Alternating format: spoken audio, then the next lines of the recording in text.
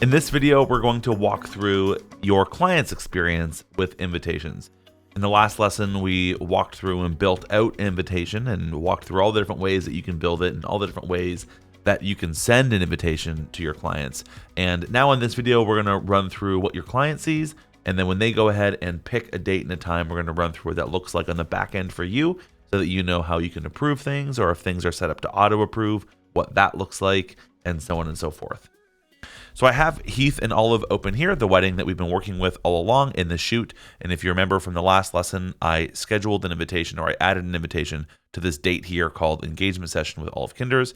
And there it is right here. Now, by the way, there is a log here, so you can actually see the sort of progress of what's been happening with this. And we're going to run through that in just a moment as well, because it's going to be more useful as your client starts to interact with it.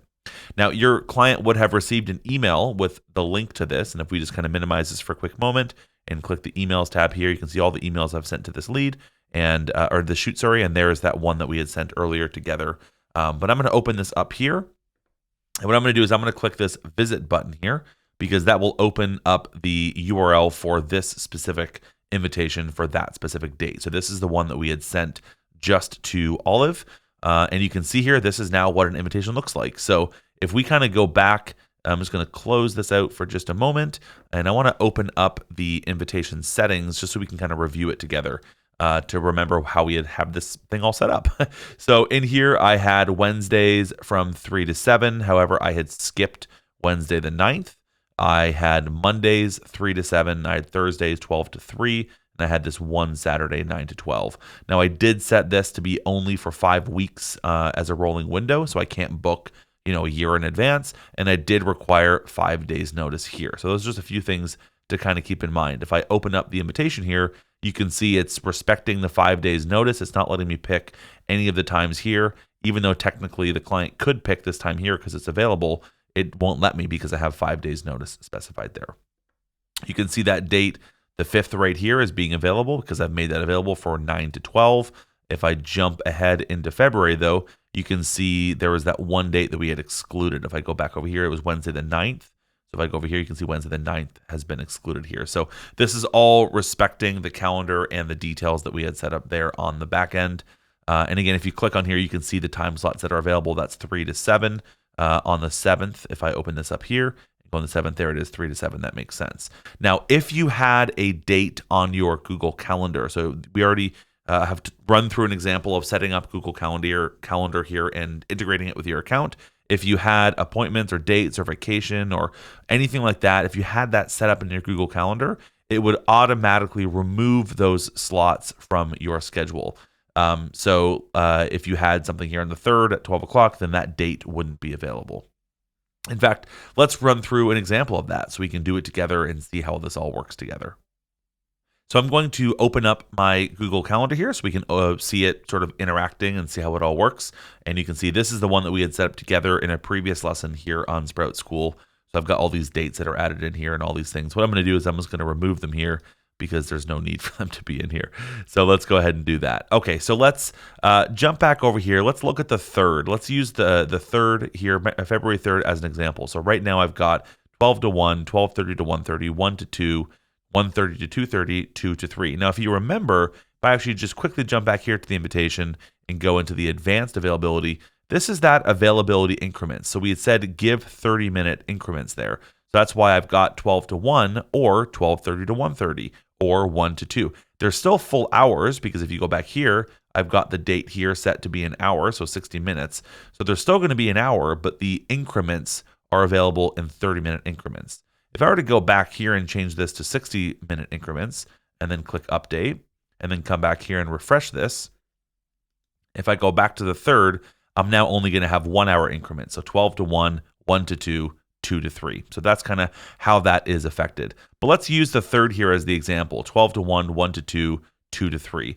If I go here into my Google Calendar and jump ahead and I add something in here, test date to conflict, I'm going to go ahead and add a time. I don't want that to be find a time. That was sort of odd. Where did that go? Let's add that back in. Google Calendar's being funny. Test time to conflict. And, oh, it's the add time there that I wanted to click. That's my bad. So let's go ahead and do 12 o'clock until 1 o'clock, and let's go ahead and save. Now, there's one thing that I want to point out that sometimes can be a point of confusion. If you go in here into Google Calendar and go to Edit, there is this drop down here that says busy or free. And basically what that means is, should Google tell anyone else, including Sprout, that this date is now busy? So this time from 12 to 1 is busy. Otherwise, you can say free. Now, why would that be useful? Let's say, for example, you added someone's birthday in your calendar. You don't necessarily want that to be marking that date as busy. So you can tell Google, hey, this is actually free, so don't conflict dates on this. Or you can tell it busy. By default, if I'm not mistaken, dates that are created with a time are always set by default as being busy. However, all-day dates by default are created as being free. So let's just do a really quick test here. Test all-day event. I'm going to go ahead and click Save, and let's click Edit on this and see what it does. So you can see here how it says free. So I know that we have had some users that sometimes get confused because their calendar or their scheduler or their invitation isn't working properly. And it's because it's not an actual problem. It's just because Google created this all-day date as being free by default. You want it to be busy if you want it to conflict. So anyways, that's how that works. I'm going to go ahead and delete that. So we have this time here from 12 p.m. until 1 p.m. Let's go back into the invitation. Now, I haven't refreshed this yet. So currently, before I've refreshed, 12 to 1 is available. If I now refresh and go over to the third here, you can see that 12 to 1 is not available. Now, it also removed 1 to 2. Now, why did it remove 1 to 2? If I go back into my invitation here and edit the configuration, it's going to remove it because it's looking for a buffer before the events. So when this goes to schedule a date and time, not only is it looking for the time slot 2 to 3, but it wants to make sure that you're available for the 30 minutes before and the 30 minutes after so that you can have that buffer. Obviously, 1 to 2 wouldn't work because then you'd have to be available from 12:30 until 1, but you've got an event there, so that's not going to work. So that's how the invitation works. It's a very complex dance between all these different variables, but it does work, and that's why it works, and that's why it showed up that way. So if I actually go back here and remove the buffer, I'm just going to do that for quick illustration, and then refresh this again. Let's go forward. Let's click the third. Now you can see 1 is available, 2 is available, and we're good to go. So let's go ahead and actually choose that time there. Now, the contact details is the next step in this. It's automatically going to be filled out because you attached this to the shoot, so your client doesn't necessarily have to re-enter that. They can just go ahead and click next. The next one here is to propose the date and time. Small little nuance here is that this says propose date and time, and this is confirm your proposed date and time. The reason it says proposed is because this invitation is not set as auto approval, meaning that it's not necessarily a sure thing yet. So the client needs to know that it's not a sure thing. It's still just proposed. If you have this set to auto approve, it would then say otherwise, and it wouldn't say propose. It would say, hey, let's go ahead and just confirm and book this time. So let's go ahead and click propose date and time. And then your client is presented with this. Again, if you had a welcome or a thank you message, this thank you message would be customizable. So right now, this is just the default one. So let's go on back over here, and you will have seen that there was an invitation for it. And there it is, or not an invitation, sorry, a notification for it. So there's the notification there. You would have also received an email for it. And if I go into my shoot here and go into dates and tasks, you can see here, if I open this up, it says pending approval, and there's all the information there. This is also where the log becomes more useful because you can see exactly when all of these things happened. Now, if I click close here, and then I go back into the overview section and then open up calendar, there's something else I want to point out here. There is the event right here that was proposed, and you can see it's got the little purple icon there indicating that it's waiting for you to approve. So if I open that up and I click edit, it's the exact same modal here, but it just says pending approval right here.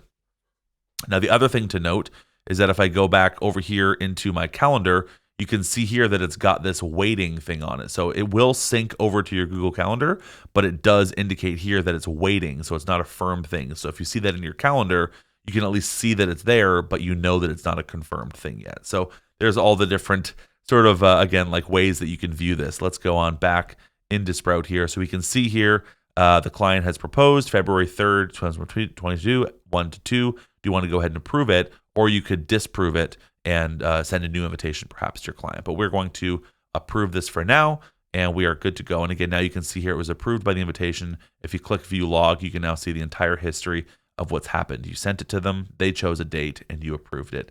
And it's all right there. And now it is a firm date over here in your calendar. And if you see here, it no longer has that little notification that it was pending, and you're good to go. And if I go back into my shoot here,